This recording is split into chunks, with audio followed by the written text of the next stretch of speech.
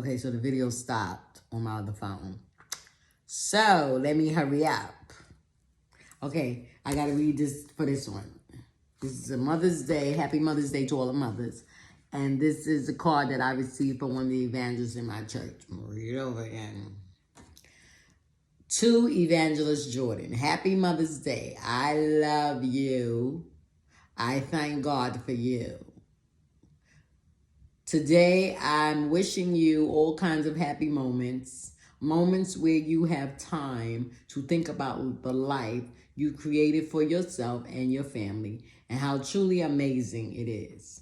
For the joy you have in the Lord, for your strength, for the grace God has given you.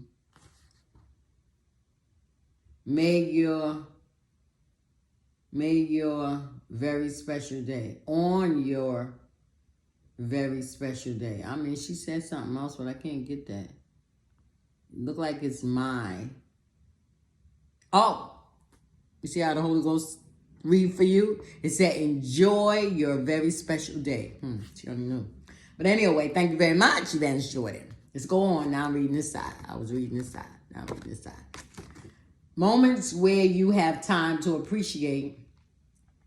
So that go together. Today I'm wishing you all kinds of happy moments. Moments where you have time to think about life, the life you've created for yourself and your family, and how truly amazing it is. Moments where you have time to appreciate the hardworking and kind-hearted person you are.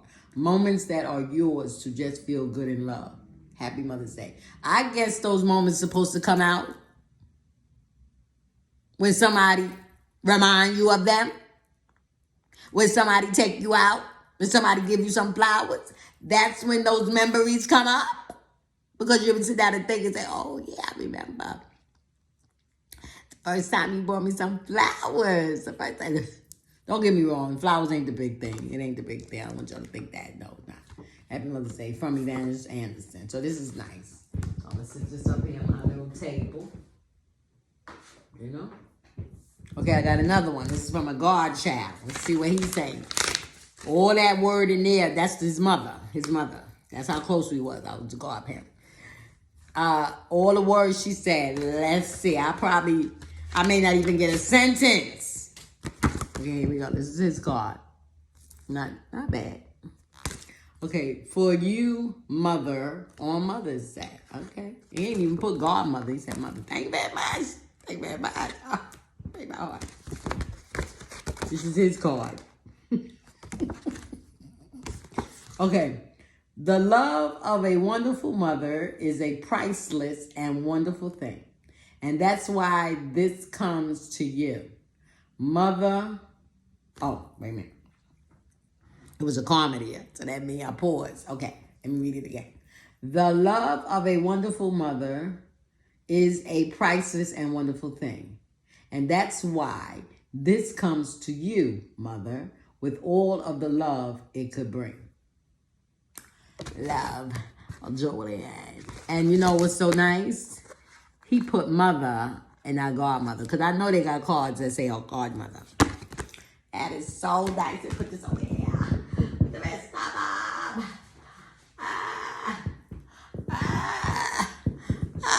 Got some cards. Isn't that so nice? Well, no, I'll let you. This is why I don't shade nothing. Okay, so that's it. I'm going to drink my coffee. Sorry about that. And I am going to watch me some television. Y'all see my room. There go my TV. I'm going to put it on that wall. On that wall, right? And as soon as everything goes through. Okay, so that's it. Now other video. The videos, I think the 2 videos before this one is me really running my mouth. So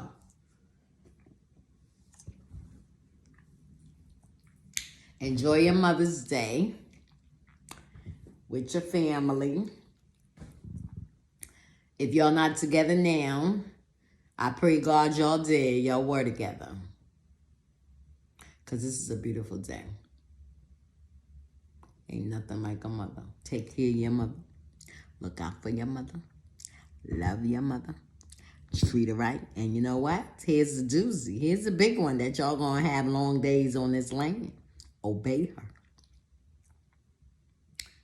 No matter what type of mother she is, whether she's a drug addict, whether she's a drunk, whether she's a heroin user, whether she is abuser, you still love her. You still love her. You see what I'm saying? You still love her.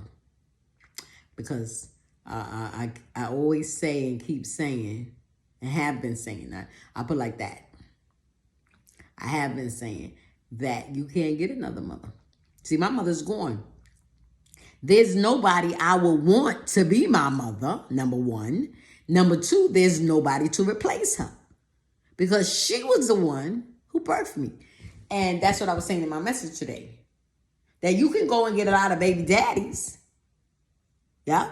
Your mama can go and marry another man that ain't your dad, and you got a father. There's another man that can say, oh, I want to be your father. And you love him. Right? And you may take him for your father. Right? But that mother born. You can't get over that. And no matter how macho a man may be, a boy may be, a young child may be, that gender's a boy. No matter how macho he may be, he want his mom. He want his mom. That's why some boys, people say, is mama's pet. Those are the genes of the guy, of that boy, that cling to the mother. And God forbid he's the only child. And then sometimes it's another way. Sometimes the mother have one child. And that child is a boy. And that boy grow up to give that mother a lot of problems. And it's the only child. See, so it all depends on how sin work in that individual. It's all about sin. It's all about sin. You can't help but do wrong. You can't help but treat your parents wrong. You can't help that because it's sin. But what God wants the children to do is to make an effort. When you make an effort, even though you're not saved, unsaved, not even going to church, but God would allow you to do the right thing towards your parent because that's what you want to do. So, love them. Love up on them. As Bishop said today, it's all right if the children want to act a little crazy with their mother. I was what kind of crazy? But I knew what he was talking about. Take them out, love them up on them. Some children may take their mother out to a dance or something so she can enjoy herself. You know what I'm saying? You only have one mother. And I speak on it very highly and deeply because I miss my mother. That day that I went in there and was talking to her, and she was at the door of death, preparing for transition. It really did something to me. My mother was leaving me. And she was young and so was I. I was a baby. I was her last child, but still in all, she was still my mother. And regardless of what the situation was, or the reason why she did not take care of me, or maybe didn't want to take care of me, whatever it was, I don't know, don't care. Because she was my mother. And that's why it really bothers me a lot. The way that my children treat me. I mean, I'm not going to get all into it. I'm just talking on the surface, because I don't have no mother. And based on how they treated me, if my mother was alive, I can go to her. Maybe under different circumstances because she didn't raise me. But if she was alive, and I think that if she was alive, I would have been visiting her. I would have found out from my sisters where she was, and I would have, because I would have been looking for her and found her, and I would have been seeing her. My days, her days and my days would have been spent together, because we didn't spend it together when we was younger. When she was younger, when I was younger. So I would have been right there with her, taking care of her. I took care of her mother. She was in the bed, bedridden. And I ran into my sister, and I went back to her house. And when we got there, my grandmother was messy, and she was doing it, but it was overwhelming for her. And I just stepped right in. And I was like, I'll change her. And she said, you'll do that? I said, I sure will. I sure will. Not knowing that my husband was going to get down and I had to change him. Not knowing that he was going to get down and I had to take care of him. But I had to do what I had to do. That was my grandmother. See what I'm saying?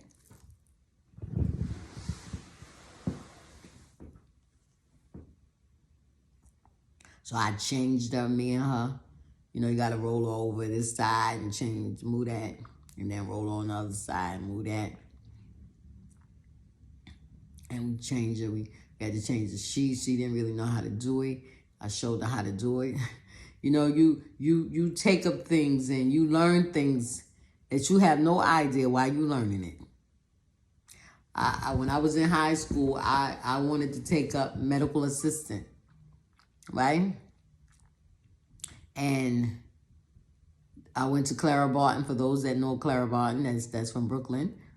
I went to Clara Barton, and Clara Barton was known for the medical, to prepare you for the medical, right? To prepare you for nursing, right? So they probably had home health aid back then, but nursing was more popular per se. Everybody wanted to be a nurse or a doctor when I was growing up. So they taught me how to change a bedridden person. Taught us how to make beds the hospital way, with hospital corners and stuff like that. They taught us even the CPR, but I done forgot it. There was like stages of it. You couldn't learn it. I don't think you learned it like in one day. So I was only taking, I was for those who know about co-op, where you go to school 1 week and work 1 week. So that's what I was in. But that wasn't work. I was going through training at the time.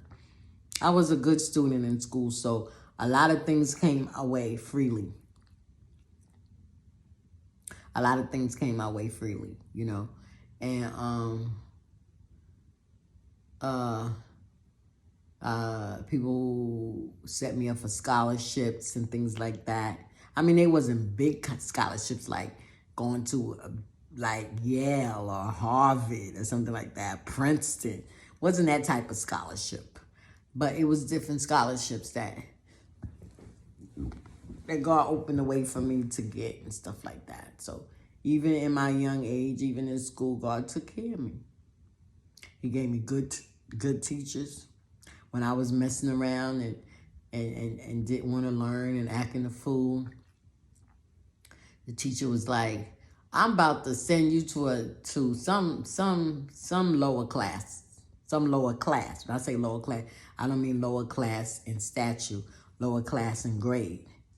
I'm about to send you to a lower grade because you acting like you don't read, like you understand. I said, I know I read.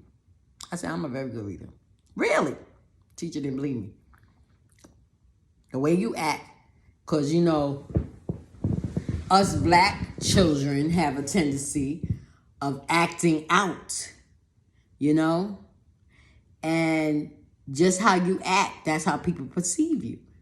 And you cannot be that type of way, but because you have put that out there, that's how people look at you. Until you prove different. It's you that got to prove it. So my teacher already had me out there, this hoodlum child, could never believe, would have never believed that I had a Christian mother.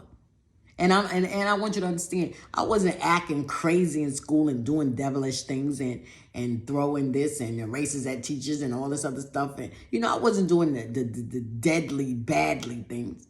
I just was acting out. And we all mothers know what acting out means. You just, what the crazy was that, Sally? Why you doing that? You know what? You just acting up now. That type of act up. Right? So the teacher said, really? You can read? I said, yeah, I'm a very good reader. Okay, I'm going to give you this book. And if you read this passage in this book, then I'll keep you and I'll put you in a high grade, whatever grade you in, that you need to be in. I wasn't doing it for that. But I was going to prove my case because they thought I couldn't read. They gave me that book. The hardest book. The book got levels. They gave me the hardest book. I think they gave me like a 11th or 12th grade. Because I was acting probably like I didn't get no higher than 7th. If I passed the 5th. I took that book. I said, you ready? And everybody. It was Silence of the Lambs. Because nobody, and here's the thing. Nobody never heard me read. And here's the thing. In the class, the teacher will always call me out. Sharon. And my classmates be like, there she goes. She bothered me again. I know, right? I wish she'd leave me alone. And then they'll be like, she wants you to read. Oh, my goodness. Sharon, I want you to read that paragraph. No, I'm not reading nothing. Can you please read it? I said no. Now leave me alone. I was a class clown. So everybody was laughing. All right, you think it's funny now. You're going to need this education, Sharon. Stop acting up. Whatever. I was just like acting a fool. Right? So everybody wanted to hear me read because nobody heard me read. Everybody thought I was a class clown, and that's all I knew how to do. Because there was a lot of students in school that was clowning around that had no kind of comprehension of the major classes, English, social studies, all that stuff like that,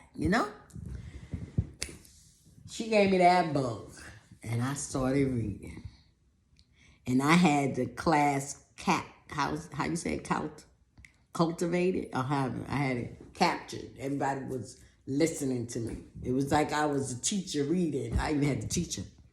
And I'm reading the story, and I'm emphasizing where I'm supposed to emphasize that. I'm stopping at the commas where the explanation points is. I'm bringing it out like it's supposed to be. Where the quotation marks, I'm saying it into a tone of voice as if the person was talking. And when I finished the story, I'll never forget this. When I finished the story, the teacher was leaning back in the chair like, and I looked around at the student was like, so it was like silence. So I'm just like, what's wrong with y'all? Oh my goodness. The teacher was like, Sharon. I said, will you stop calling my name? I'm putting you in a higher grade. Now, when I say a higher grade, this class was for students that act up. So they send you there. For those who know, that have children, went to school, or even in school of themselves, when they went to school, there is a certain class that they put you in when they think that you don't want to learn, can't learn, and will never learn nothing. So this particular time in my life, that's where I put myself.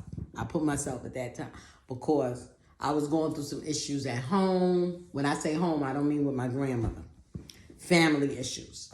And my grandmother would go down south because my aunt Bishop Mingo had a church down there. So she would go down there.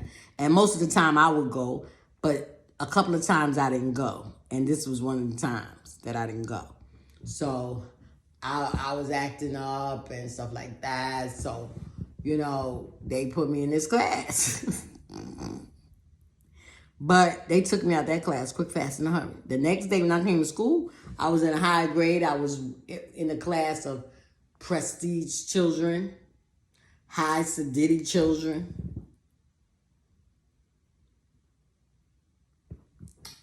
But my whole point is, which I don't know what I was pointing that out for, but I'll make a point to it, that these things happen in your lives where you may feel like you're unwanted and your parents don't care for you and your parents don't love you. That's what I was talking about, my mother.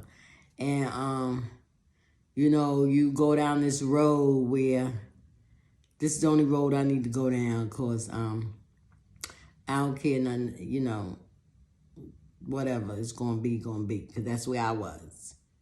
My grandmother took care of me. She raised me from the age of 3. But there was only so much that grandma can do. I'm proud of my grandma shit. You know, people look at me and tell me I don't look like I'm 62 years old. I appreciate that. Thank you very much. But I am. My body lets me know I'm 62. My outward appearance is all about the Lord. The Lord does that. Beautify the meek with salvation. That's what it's all about. Not so much of beautifying my appearance. He beautified my body. Where apparently I'm looking younger than I'm actually is. And I appreciate that. But, you know, children, I've been through a lot, and, you know, I didn't care to take my children through it. You know, so a lot of things I kept to myself, a lot of things I didn't tell them. Even in reference to my husband, a lot of things I didn't tell him because, you know, that was their father. So the lighting is changing.